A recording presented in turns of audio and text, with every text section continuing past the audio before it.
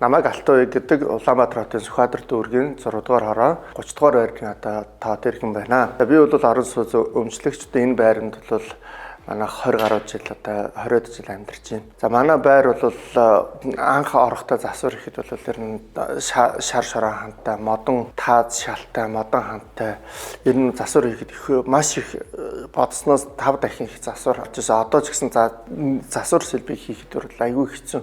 Нэг юм хийхлээр бүх хамаг юм нураад унцдаг учраас ерөөсөө засвар хийж чаддаггүй. 20-од жил болж байгаа. Манай байр бол 19 онд нийслэлийн мэрэгжлийн хяналтын газраас бол чанарын шаардлага хангахгүй байруудынхаа тоонд орчихсон. Иргэд бол ерөөсөө өдний сүүлийн 20-од жил бол нэг л зүйлийг хүсэж байгаа. Энэ болохоор дахин төлөвлөлтийг л хүсэж байгаа. Сүхбаатар дүүргийн 6 дугаар хорооны баг дүүргийн 30 дугаар байрын Төвөл хот цөөхийн гүйцэтгэх захирал оюун засаг гэж хүн байна би. Нөхцөл байдал бол маш хүнд байна. Яг тэгэхээр нөгөө байр нь одоо 60 жил болцсон.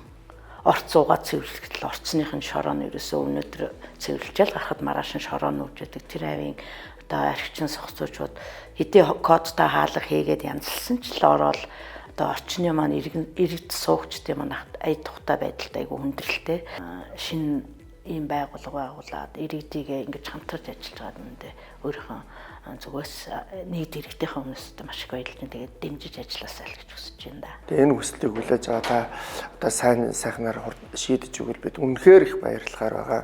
Сайн компани орчоосоо сайхан ажлын сайхан явчаасаа сайхан нөхцөлд амьдрахынсан хотынхоо өнгө үзэмжийгээс нэмчихэнсэн гэж хүсэж байна.